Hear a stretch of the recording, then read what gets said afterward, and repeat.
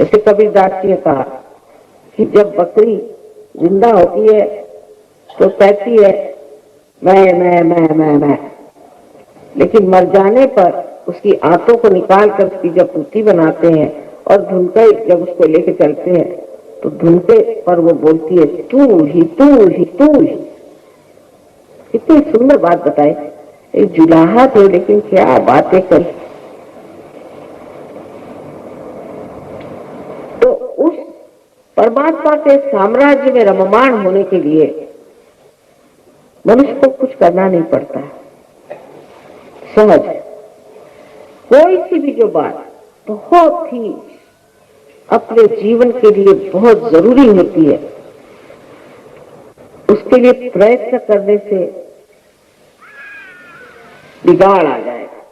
जैसे कि हमारा श्वास अपने आप करता, अगर इसके लिए हमें कोई गुरु करना पड़े और किसी गुरु को पैसा देना पड़े या किसी यूनिवर्सिटी में जाकर इसके लिए डिग्री देनी पड़े या हठ योग में अपने सर के पर खड़े होना पड़े तो हो गया, सब लोग ऐसे खत्म हो जाएगा।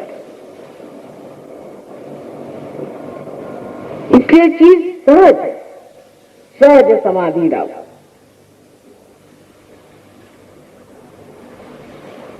और वो जो सहज चीज है उसको अगर आप सीधे से समझ लें तो अपने अंदर त्रिकोणाकार अस्थि में कुंडलिनी नाम की शक्ति है। उसको कबीरदास जी ने सुरति कहा। लेकिन इंसान हर चीज को इस तरह से बिगाड़ता है कि जिस बिहार में इतने बड़े महात्मा हो गए वहां तंबाकू को सुरति कहते हैं। इंसान को कोई चीज दे दो तो उसका बिगाड़ करने में इंसान के बढ़ के तो कोई है ही नहीं, तो उसको सुरति कहते हैं बिहार। तंबाकू को सुरति कहते हैं। सुरति चढ़े कमान, सुरति माने कुंडलिनी जो है वो ऊपर जब चढ़ती और वो षट चक्र को भेद करके और इस चराचर में जो ये परमात्मा की प्रेम की शक्ति है उससे एकाकार होती है, वही असल में योग है। और बाकी जो योग है वो उसका कुछ बहाना सा लगता है। योग माने संबंध हो जाना, कनेक्शन हो जाना। और ये आपके त्रिकोणाकार अस्थि में बैठी, इस अस्थि को अंग्रेजी में सेक्रम ऐसा कहते हैं। इसका मतलब है कि ग्रीक के लोग इस चीज को जानते थे कि ये सेक्रेड है, ये पवित्र है, ये हड्डी पवित्र है। और सहयोग में आप अपनी आंख से देख सकते हैं कि किसी में जहां पर कि ऊपर का चक्र में कोई दोष हो तो ये कुंडलिनी ऐसे जोर से स्पंदित होती जैसे कोई हृदय है। हड्डी जो है वो हृदय के जैसे स्पंदित होने लगे। और ये 3.5 कुंडलों में बैठी हुई शक्ति है और अनेक तागों से, जैसे कि अनेक बाल के जैसे बारीक बारीक इसके तागे होते हैं। और ये बीचों बीच की जो ब्रह्म नाड़ी है उसमें से बहुत सुंदरता से ऊपर चली आती है।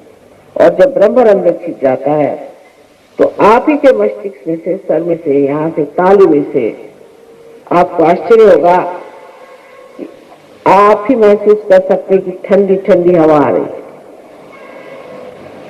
हाथ में भी ठंडी ठंडी हवा आ रही है। आदि शंकराचार्य ने भी कहा है सलीलम सलीलम। उस दशा में जाकर के वो कहते हैं न योगे न सांख्य न, किसी भी चीज से नहीं, ये तो माँ की कृपा से होता है, क्योंकि तंग आगे लोगों से झगड़ा करता है। तो ये आपकी माँ है और ये हरेक की अपने अपनी अलग खास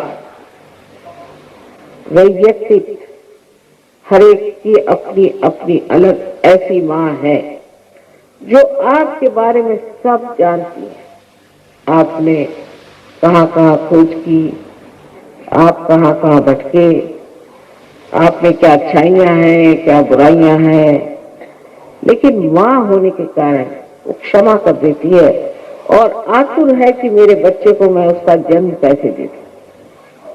इस कुंडलिनी के जागरण से ही दूसरा जन्म होता है, दूसरा कोई और तरीका आत्मज्ञान का नहीं है। ये कुंडलिनी 6 चक्रों में उठती है और ब्रह्मरंध्र को भेजने के बाद आपको खुद ही महसूस होता है चारों तरफ ये ठंडी ठंडी हवा आ रही, सर में से भी ठंडी ठंडी हवा आ रही। पर यह तो सिर्फ एक बाह्य की देखने की चीज हुई। कुंडलिनी के जागरण से आपकी बीमारियां ठीक हो जाती हैं।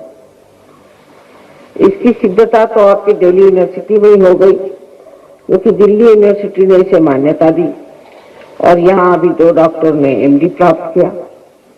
उन्होंने इस पर रिसर्च किया और वो हैरान हो गए कि एक आदमी जो सहयोग करता है और जो सहयोग नहीं करता है उसके शारीरिक सौष्ठव में, उसके शारीरिक शक्ति में और दूसरे आदमी के शारीरिक शक्ति में ही बड़ा अंतर है। और भी जो साइकोसोमैटिक जो कि असाध्य रोग हैं उस पर भी मेहनत की गई है और उस पर भी देखा गया इससे असाध्य रोग ठीक होते हैं। तो आप ही के अंदर आपकी शक्ति है और आप ही के अंदर आपकी दवा भी है और आप अपनी ही चीज को प्राप्त करते हैं। इसमें हमारा कोई लेना देना नहीं पड़ता, कोई भी लेना देना नहीं, सब आपका अपना है।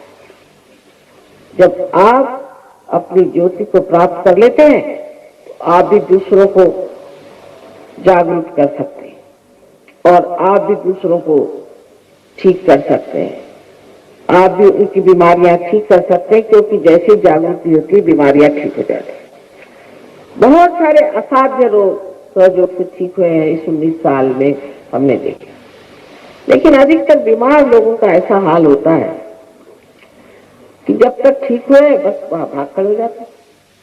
वो ये नहीं सोचते कि हमें प्रकाश मिला है तो हमको भी दूसरों को देना चाहिए। तो परमात्मा भी ये सोचते हैं कि ऐसे लैंप जो जलने नहीं वाले तो उसको ठीक करने से फायदा क्या।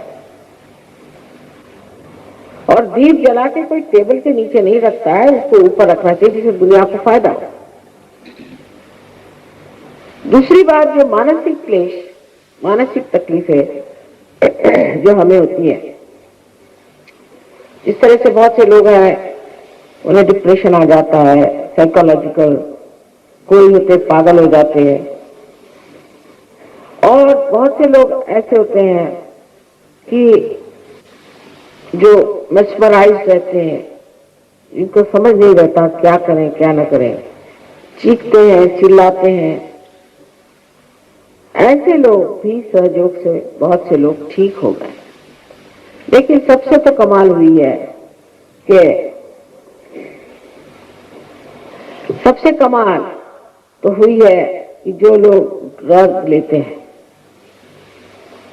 विलायत में हजारों सहयोगी हैं, हजार 30 देशों में ये कार्य हो रहा है और बहुत से लोगों ने आज आत्म साक्षात्कार को प्राप्त किया और कल से छोड़ दिया।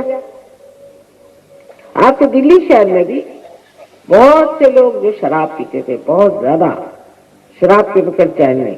मैं नहीं कहती आप शराब मत पियो, नहीं तो आधे लोग उठ के चल जाएंगे, लेकिन थोड़े हमारे गली में आइए तो शराब छूट जाएगी अपने आप। मैं कभी नहीं कहती, क्यों कहें, जबकि कहने से लोग भाग जाते तो बेहतर है न कहें। अगर कोई आदमी अपने हाथ में सांप लेके खड़ा है, उससे कहो भाई तेरे हाथ में सांप है और अंधेरा है, वो तो जिज्ञा जाएगा, नहीं सांप क्यों है, आप कौन से बड़े समझाने वाले, रन दीजिए अपनी अकल। उसी वक्त आप लाइट लगा दीजिए, फौरन सांप छोड़ देंगे।